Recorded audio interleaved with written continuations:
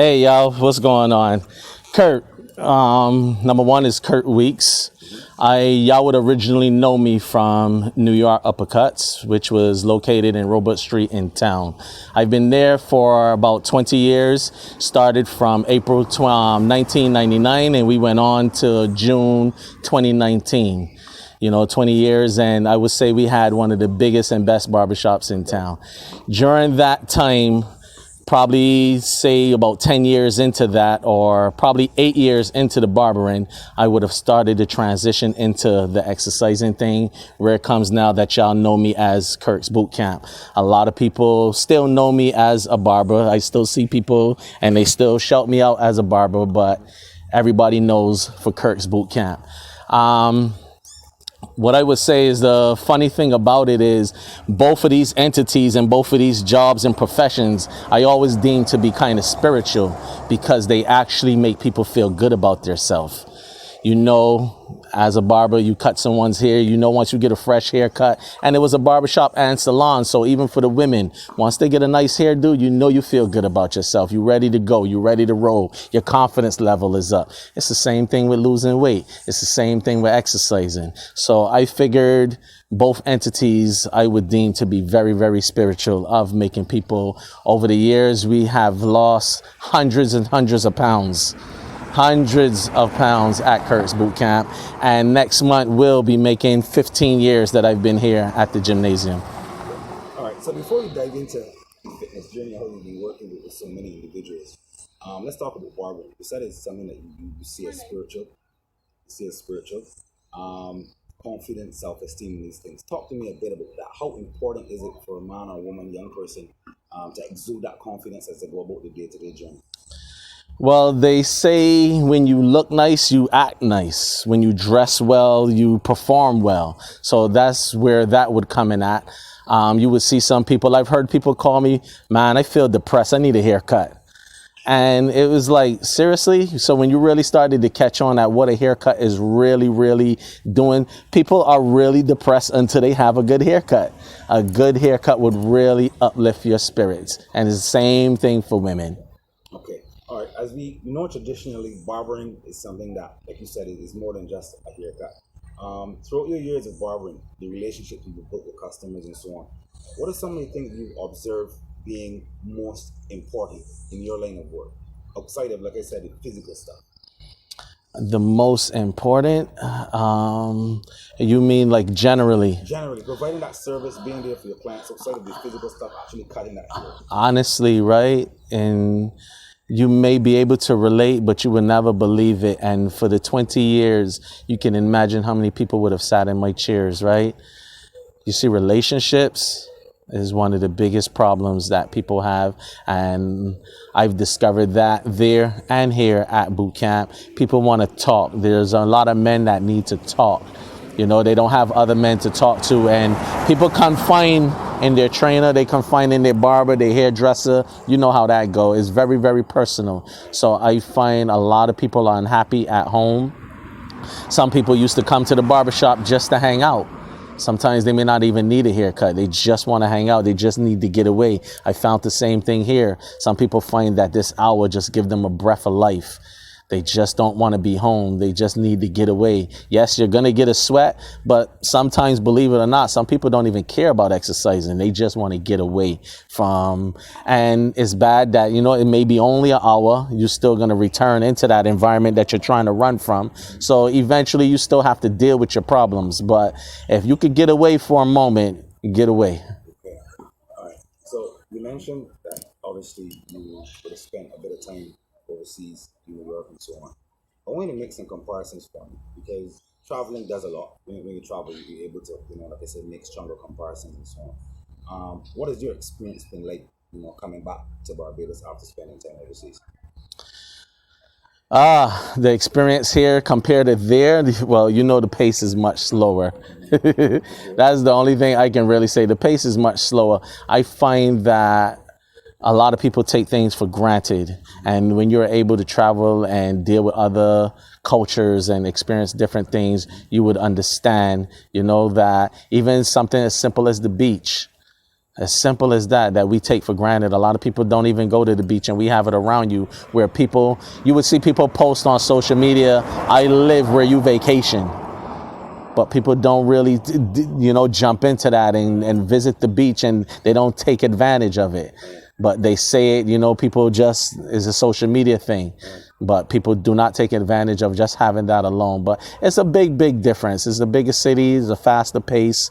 With the barbering over there may not be, because then, sometimes in the winter there, people are not really into getting their hair cut, actually. People want the hair on their head to keep them warm. So that is a big difference. Will you be able to stay grounded as an entrepreneur? That is something that has to be honestly built within you. You have to be very, very determined. And one thing that people say again that they take for granted is consistency is the key. And everybody know this. They know consistency is the key, but they don't practice it. Being punctual, but it's something, it has a lot to do with your upbringing, your environment. Because like I said, you can come to boot camp for an hour, you could come in the barbershop, but if I feed you knowledge, you're still going back to what's poisoning you.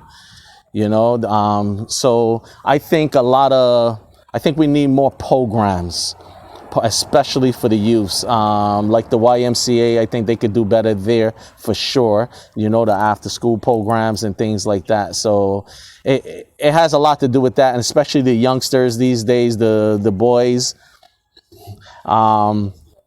Yeah, bless. So it has a lot to do with that, and the youngsters, they need more programs, they need guidance, they need father figures in their life. So that's where we are going wrong. A lot of people, I've heard people saying, let me hurry up and get out of town before the school kids get out. We are running from them. They don't need that. You hear that a lot. Let me hurry up and get out of town before the school kids get out. They don't want to deal with it. They don't want to see them. They don't, how back in the days you were able to jump in a situation and get in their business. But nowadays, how the kids are. They're going to want to fight you. They're going to curse you. So people are afraid of that. So even us as adults, we're getting weaker. The adults back then were stronger. They didn't care. They got in those kids' faces. So that's where the problem is right now. And then it's a matter, even with that, it's being consistent with that, because you can't talk to someone once. You got to be on top of them. You got to check on them. Give them a call. You all right? So that's where the problem is that people give up too easy. If things are not working out for them, if they're not seeing a change immediately, same thing with exercising. People take 3 years to put on a lot of pounds and want it off in 3 months. People want to see results fast. It doesn't work like that. Nowhere it says that life was going to be that easy. So I don't know why people are trying to make it that easy. It's not going to happen. See, that's going to get a little personal.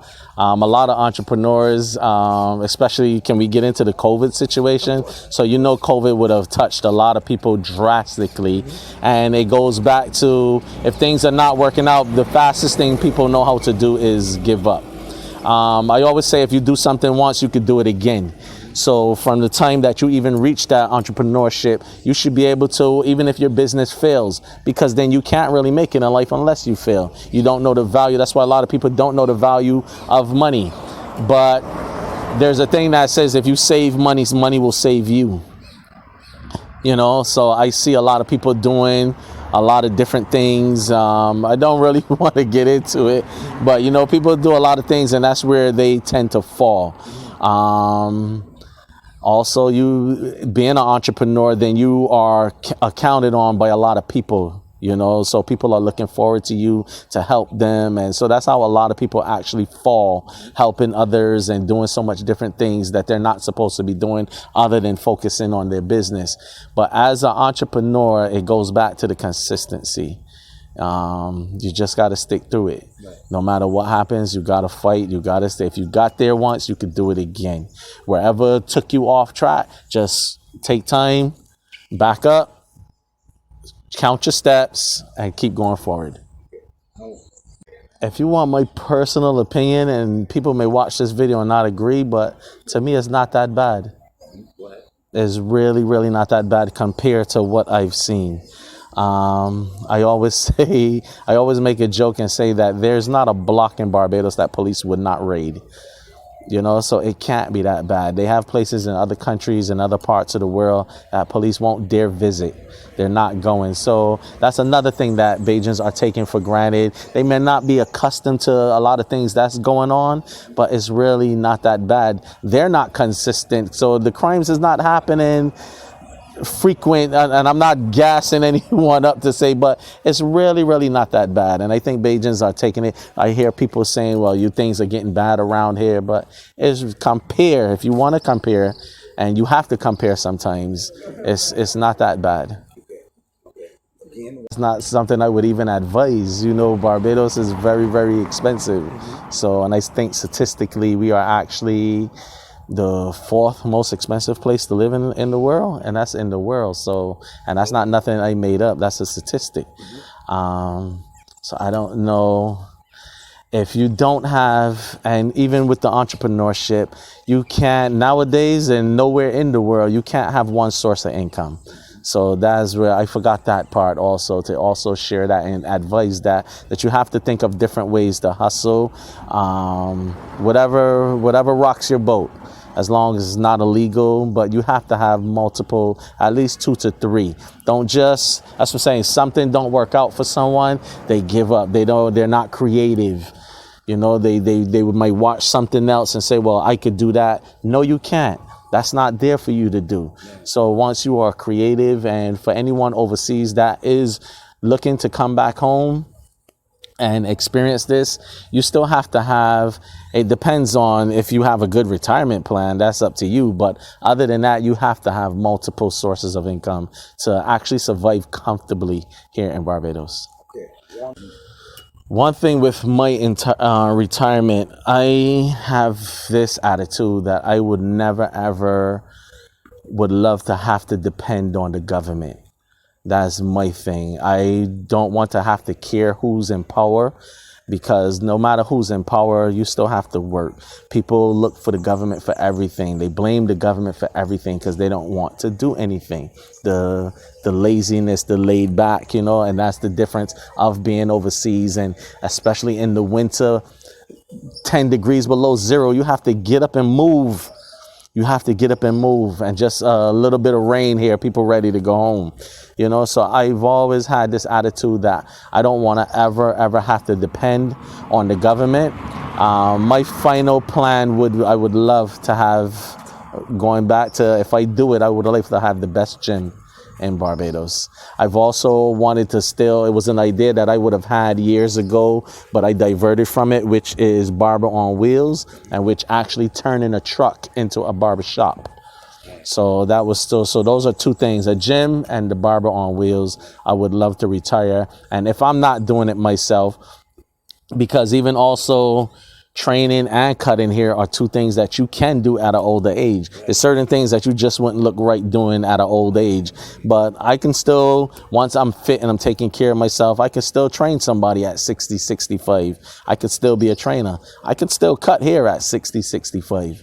You know, certain things you be like, he's still doing that at 65. So that's where my retirement plan is in my head, but I have to just put it into works. Okay. Kirk's boot camp. This thing got me like, how have you been able to get all of these not just women, because you got guys in your class and stuff, but how have you been able to generate this interest into fitness? You know, you often hear, you know, bathers doing a lot of fitness, and only gonna pop over that bathers and get up and do a little thing so they can look good in costumes. You've been consistent, Kirk. How have you been able to build your family, Kirk's boot camp? That's what it seems like to me, a family. That's what it comes over. Talk to me about it. All right, this is going to cover everything. This is going to cover going back into entrepreneurship. This is going to go back into starting your own business. This is going to go back into your relationship and everything. It all falls under one umbrella. And you know what that umbrella is your personality. You see your personality, I believe your personality is, I would say, 85 to 90% of your success. I don't care what you do, what you sell. I don't care how good your chicken wings taste. I don't care how cheap your clothes are. I don't care how well you train or if people like you and you have a good spirit, you're going clear. You don't have to have the best. Once you treat people nice, people always remember how you treat them. So when you patronize people and you're you're good to them. So it all boils down to your personality and how you treat people and how you deal with people. Is having, especially with training and even the barbering, because when you're cutting a little boy's hair and he's constantly moving, training, when people are complaining for things that you know that is not your fault, you have to have patience. You have to be loving. You have to be very caring, and that is a different thing. Love and care is two different things. So it all boils down to your personality is the main part of your success. And that's where I think that people sit back and watch and can't figure out how I would have been able to obtain all these numbers over the years. Before COVID, I had in each class, you got 80 and 90 people a class, and there's no way that 80 people care about exercising. Some people just like your personality. And like I said before, some people just want to get out. But once I realized that, then I know how to deal with everybody. You know how to deal with, you can see who's serious. So, you know, it's just like a teacher in class. You know which students are going forward. You know which students are more focused. So it's not that you have favorites, but if you see that they're more focused, you may pay more attention to them. You may try to adjust them into a future more than the rest. And it's not having favorites, but it just happened. I would assume that even a parent with 4 kids, you have a favorite child. It may sound bad, but that's what it all boils down to, is your personality is going to bring business. You do not remember that you do not have to have the best, but you have to treat people the best. Kirk, any final words? I really appreciate you taking your time. It's more, like I said, the whole thing that brought me here was to get an idea. You know, there had to be something behind what it is that you're doing. That's what we're always trying to find. The whole, what's the philosophy behind Kirk? You know, so just your closing words. Just tell me what guides you daily. No matter what anybody say, do it. You know, people will try to put their failures on you. People may tell you that, you know, man, you can't do that. And they, most of the time they tried it, but do it. If you fail, get up. You probably will fail, but it has to be going back to the consistency and believing in yourself. If you want people to believe in you, you have to believe in yourself. The only way you believe in yourself is how you carry yourself, how you dress when you leave the house. Sometimes some people just don't care and put on anything. One thing that you always have to remember is you never know, especially when you're dealing with public transportation, you never know who you're holding the door for.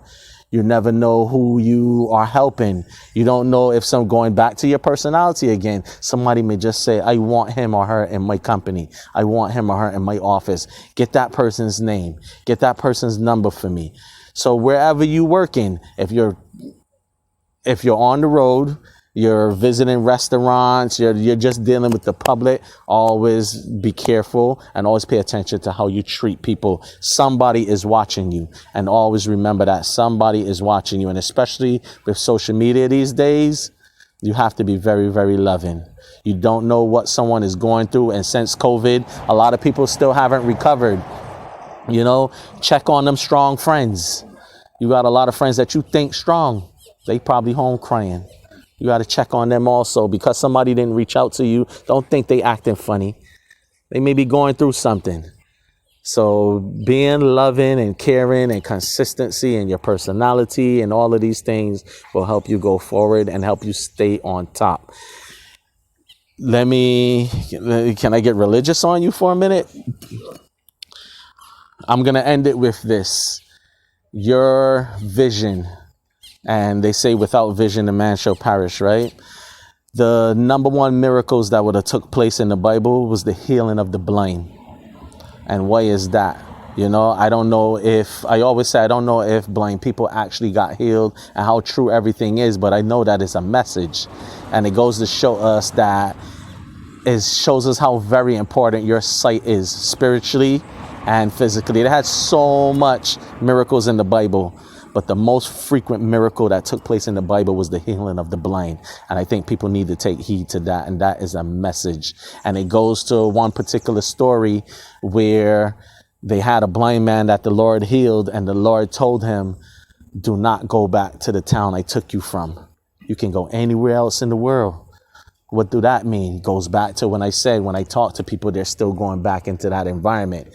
So why did the Lord tell him that? You could go anywhere else, but don't go back. So to me, that message was not really that he was physically blind, is that his environment had him blind.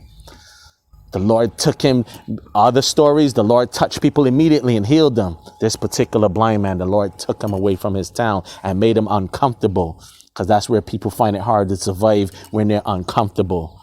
You don't know, so you're blind and they take you out of your home. You can't remember 10 steps to the bathroom anymore, because you got accustomed to that. You know 15 steps to the kitchen, but now you're out of your comfort zone. So the Lord took him away from that and healed him first.